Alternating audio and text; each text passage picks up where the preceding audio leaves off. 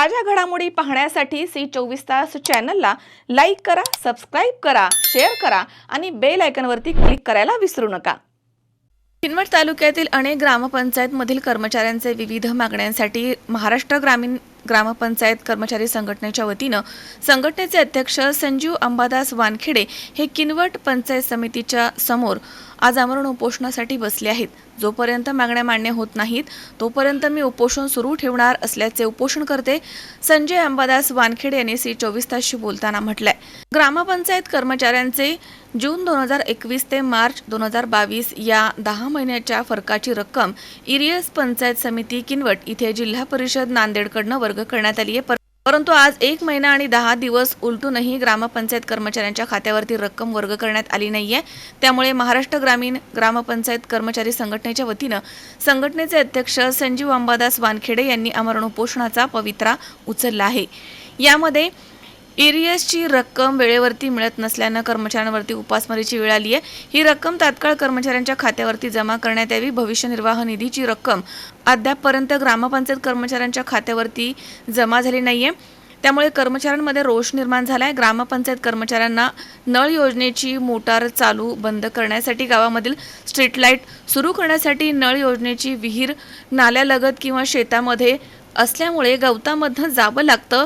सापांपासून बचाव करण्यासाठी पायामध्ये लांब बूट, पावसाळ्यामध्ये पाण्यापासून बचाव करण्यासाठी रेनकोट, मोटर चालू करताना विजेचा शॉक लागू नये यासाठी बॅटरी आदी साहित्य असलेले सुरक्षा किट कर्मचाऱ्यांकडून देऊन त्यांच्या जीवाचं रक्षण करण्यासाठी अशा या मागण्यांसाठी महाराष्ट्र ग्रामीण ग्रामपंचायत कर्मचारी संघटनेच्या वतीने संजीव अंबादास वानखेडे हे 1 जुलैपासून पंचायत समिती कार्यालयासमोर उपोषणाला बसले आहेत।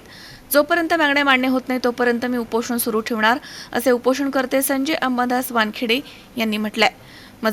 मी संजीव अंबादास वानखेडे, ग्रामपंचायत कर्मचारी संघटना किनवट तालुका अध्यक्ष।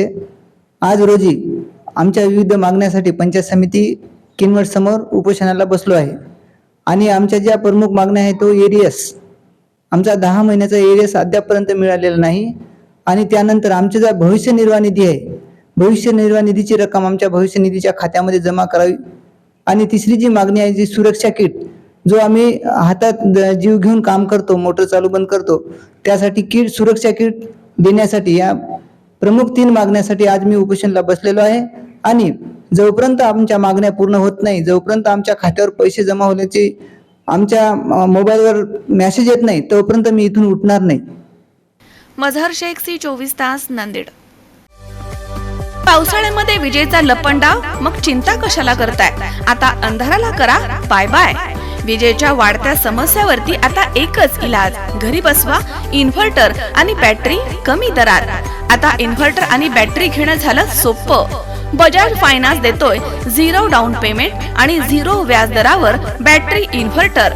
सर्व प्रकारच्या इलेक्ट्रॉनिक वस्तू मिळवण्याचं एकमेव ठिकाण साईराम इलेक्ट्रॉनिक्स अँड बॅटरीज। खरेदी विक्री संघ, व्यापारी संकुल, Nagar Manmad road, Rahuri. Sairam hospital test tube baby centre. मी डॉक्टर स्वप्नील माने, स्त्रीरोग, वंध्यत्व व दुर्बीणद्वारे शस्त्रक्रिया तज्ञ। आमच्याकडे दुर्बीणद्वारे शस्त्रक्रियेसाठी लागणारे सर्व अत्याधुनिक उपकरणं अवेलेबल आहेत। त्यामध्ये 3D 4D कॅमेरा, तसेच रुग्णांना 10 ते 20 ml रक्तस्राव होतो। पेशंटला खूप आरामदायी ऑपरेशन होतं। सूक्ष्म आजार बाहेर काढले जातात। 10 पटीने पेशंटच्या अवयवांचं निराकरण करता येतं आणि आजाराचं उच्चाटन केलं जातं। साईराम हॉस्पिटल, लॅप्रोस्कोपिक सेंटर आणि test tube baby centre, court area, Bhagyashree हॉटेलच्या पाठीमागे, राहुरी।